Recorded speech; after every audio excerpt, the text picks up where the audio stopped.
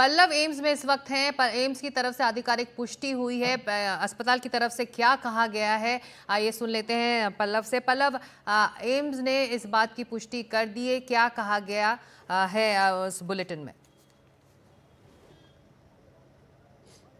देखिए सिकता से थोड़ी देर पहले ही जो एम्स की जो प्रोफेसर इंचार्ज है जो रीमा दादा, उनका जो है एक ऑफिशियल हेल्थ बुलेटिन जारी किया गया। उसमें बताया गया कि जो भारत के पूर्व प्रधानमंत्री हैं डॉक्टर मनमोहन सिंह, उनका जो है 92 साल की उम्र में निधन हो गया। बताया गया कि जो है शाम को 8:06 पर उनको लाया गया था और रात को 9:51 पर उन्होंने अंतिम जो है अपनी सांसें ली। और बताया जा रहा है कि जो है उम्र की संबंधित के कारण जो है उनका निधन हुआ है और जो है उनको बचाने की जो है भरपूर कोशिश जो है एम्स के तरफ से की गई। तमाम जो डॉक्टर्स थे वो उनको बचाने के उन्होंने हर संभव प्रयास किया, लेकिन अंततः जो है डॉक्टर सिंह को जो है नहीं बचाया गया। और ये कहा जा रहा है कि जो है रात को 9:51 पर डॉक्टर मनमोहन सिंह ने आखिरी सांसें ली है। अब तो थोड़ी देर पहले ही उनको लेकर यह अपडेट आया है और बता दें कि 8:06 पर उनको जो है एम्स लाया गया था। उसके बाद से लगातार जो डॉक्टर की टीम है वो उनकी जाँच कर रही थी और करीब जो है 2 घंटे के करीब जो है उनको जो है हर संभव कोशिश की गई, बचाने की कोशिश की गई। तो तमाम जो वरिष्ठ डॉक्टर थे एम्स के,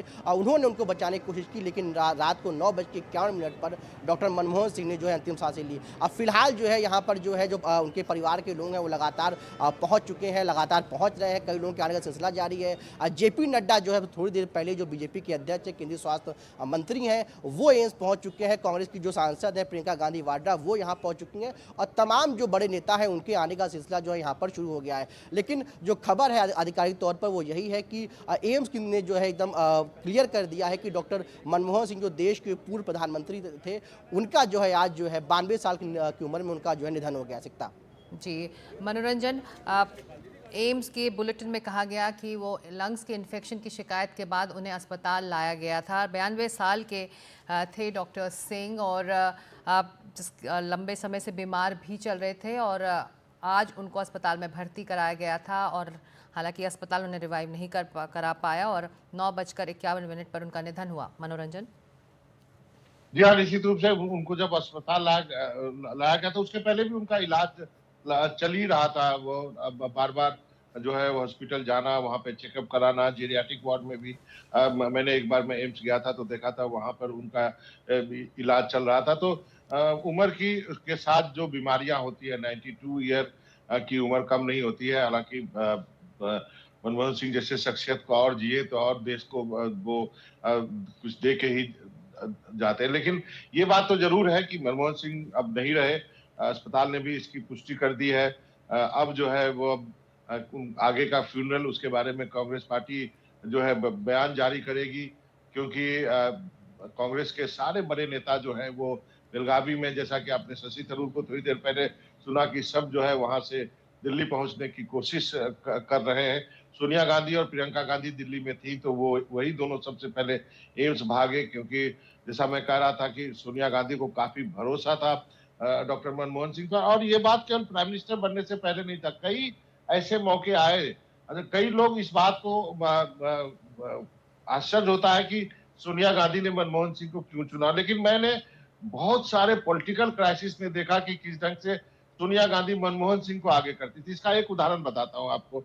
जब जम्मू कश्मीर में कांग्रेस और मुफ्ती मोहम्मद सईद की सरकार बननी थी और वो साझा सरकार थी और 3-3 साल की सरकार थी कि पहले जो है 3 साल एक पार्टी रहेगी, दूसरी बार दूसरी पार्टी रहेगी। तो वहां पर वो मामला अटक गया था कि पहली बार सीएम कौन बनेगा। और मैं कश्मीर में था उस वक्त रिपोर्टिंग करने के दौरान। तो सोनिया गांधी ने डॉक्टर मनमोहन सिंह को वहां पर भेजा था मुफ्ती मोहम्मद सईद से बात करने के लिए। और डॉक्टर साहब वहां गए, हम सब वहां पे दिल्ली के ढेर सारे वहां जर्नलिस्ट थे, क्योंकि चुनाव हो चुका था, रिजल्ट डिक्लेयर हो गया था, कई दिन बीत गए थे, हफ्तों बीत गए थे, मुख्यमंत्री का अता पता नहीं था। डॉक्टर मनमोहन सिंह गए, मुफ्ती मोहम्मद सईद साहब से उन्होंने बातचीत की और तब तय हुआ कि पीडीपी का जो है पहला टर्म जो है पीडीपी को मिलेगा। तो उसके बाद मुफ्ती मोहम्मद सईद साहब बने मुख्यमंत्री और उसके 3 साल बाद गुलाम नबी आजाद साहब मिले। तो जहां पे मामला फंसता था पॉलिटिकल मामले में भी सोनिया गांधी मनमोहन सिंह को ट्रस्ट करती थी। एक वाकया जो है वो आपको बताऊं कि शरद पवार साहब के साथ भी हुआ था। शरद पवार साहब अलग हो चुके थे, एनसीपी जो है वो अलग अपनी पार्टी बना ली थी सोनिया गांधी के विदेशी मुद्दे को लेकर के। लेकिन जब चुनाव के बाद जब गठबंधन करने की बात हुई थी महाराष्ट्र में, तब भी सोनिया गांधी ने मनमोहन सिंह को आगे किया था। कई बार जो है वो उनको इस तरह के पॉलिटिकल इसमें भी यूज करती थी। तो भले ही वो पॉलिटिक्स में शुरू से ना रहे, लेकिन उनके अंदर जो एक सच्चाई थी, एक निगोशिएशन करने की क्षमता थी, वो शायद बहुत अच्छी होगी। क्योंकि इसका परिणाम हमने देखा कि किस तरह से न्यूक्लियर डील के समय वो कैसे दृढ़ जो है बने रहे, कैसे वो उन्होंने किसी से भी वो उस पर जो है वो झुके नहीं। आपको याद होगा कि लेफ्ट पार्टी ने समर्थन वापस ले लिया था, उसके बाद किस ढंग से मुलायम सिंह से बात की गई और फिर मुलायम सिंह के समर्थन से न्यूक्लियर डील को उन्होंने संसद में पास कराया। तो ये भले ही उनके देखने में शायद वैसे ना हो, आवाज उतनी भारी ना हो, लेकिन उनके अंदर एक शक्ति जरूर थी जिसकी वजह से वो भारत के प्रधानमंत्री रहे 10 साल तक। और ये उन्होंने कई बार कई मौकों पर दर्शाया। भले ही उनके बारे में ये भी कहा जाता था कि पीछे से सोनिया गांधी गवर्न करती थी, रिमोट कंट्रोल प्रधानमंत्री थे। मैं इन सब चीजों को नहीं मानता हूं उतना, क्योंकि मैंने उनको पीएमओ को फॉलो किया है और हम सब जानते हैं उस वक्त पीएमओ में पृथ्वीराज चौहान साहब मिनिस्टर होते थे। हम लोग रोज उनके पास जाते थे, न्यूक्लियर डील पर डीब्रीफिंग वो किया करते थे। और उस वक्त लगता था कि डॉक्टर साहब जो है, हम लोग उनको डॉक्टर साहब ही कह के बुलाते थे।